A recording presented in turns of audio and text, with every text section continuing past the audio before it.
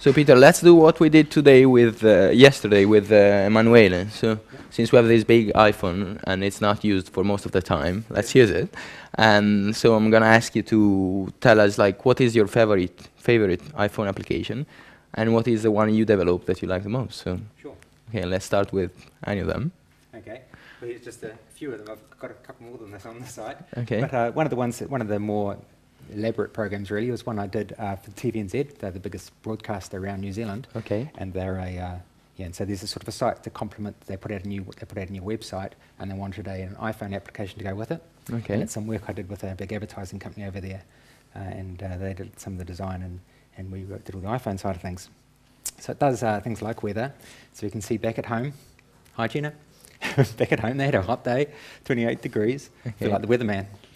And oh, hang on, shivers.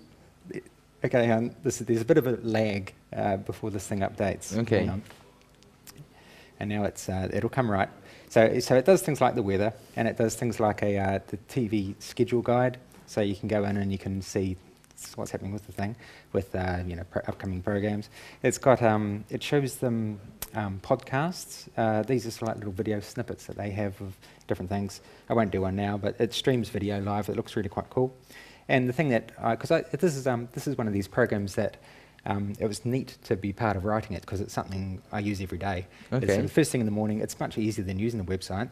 Even though they've got a great website, I shouldn't put it down, but it's just much faster to have something that's built specially just to show the summary of the information, and you can drill down, you tap on an item, and we can just hide little things here, and it shows you the thumbnails and the pictures, and you can zoom up on the text if you can't see it, and it has image galleries and things like that. So that's one of the popular programs. It was #1 free download, and it's still in the top 10. Okay, and cool. it's been quite a hit. So this is free. Yeah, it's a free app. Cool. So that one doesn't pay the bills. So the other things I've been doing, I'm the one behind that bubble wrap thing, which is it's almost embarrassing, the success of it. It's had over 7 million downloads. It's a very simple little thing. I'm sure you've all played it. You just simulates the bubble one. The other one, I just want to put a little. How many apps actually receive so many hits? I mean, yeah, the bubble wrap one's by far the most popular, and that one gets used a hell of a lot. And that's an ad-supported one. What do you mean? Sorry, Peter, I don't know exactly. I mean, this is like the most downloaded iPhone app, you're saying? Of mine. Of yours. But like... Overall, it was in the top 20 downloaded apps. Top 20, okay. Year. Cool. Yeah, so it's... What is the most downloaded application for iPhone, you think? I'm not sure. Was it Tap Tap Revenge, or... I think it was Tap Tap Revenge. Okay. Great game. And because the bubble wrap game is free, I do have ads going along the bottom, which has been good. But I put out this other Bubble Pro one for people who like the same game. And there's a competition going at the moment that whoever gets the high score, I'm giving away cash, and it's going to be $500 later this month, $200 this coming Thursday. So you get the Bubble Pro, play the same sort of game, and it keeps your high scores. It tells you who's winning around the whole country. And we do these promotions all the time on our website. Cool. Awesome software. Now, can we see it? Yeah, so I want to talk about a different program. Okay, not cool. one of mine. Okay, that I good. particularly like. It was Good, asking good. one game I love. I don't get this. The guy who wrote Flight Control. I don't know if you've seen that game. It's been very popular, and that's the one that I always fall back to if I just want to play. It's a fun game, and I've just bet my daughter Grace back home.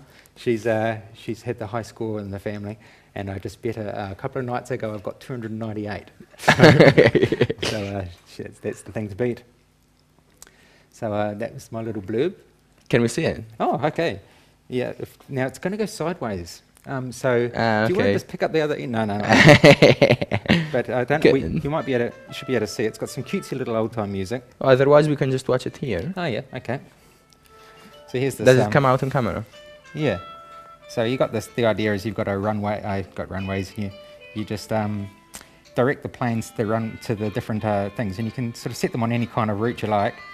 And the idea is you've got to avoid collisions. Got a bit of a shake going on here. It got me nervous. And so that's the idea. So and you can speed it up a little bit. And so all these little planes come along. Later on, you get these faster jet planes, and you get helicopters, and you get little biplane things. And you've got to put the appropriate things in the right places. And again, it keeps high scores, and it keeps track of some of the things that make it quite fun. When do you usually play with it? In which moments of the day? There we go. That was bad. Well, it's probably sort of last thing at night. Get down and I just have a couple of shots and see if I can beat Grace's score. And sometimes, yeah, just any waking moment. Any dull moment is relieved by a bit of flight control. Cool. So that's great. Things I sit on all the time. Great. Thanks, Peter. No worries. So that's also a challenge to your daughter. That's official right. challenge. 298. Cool.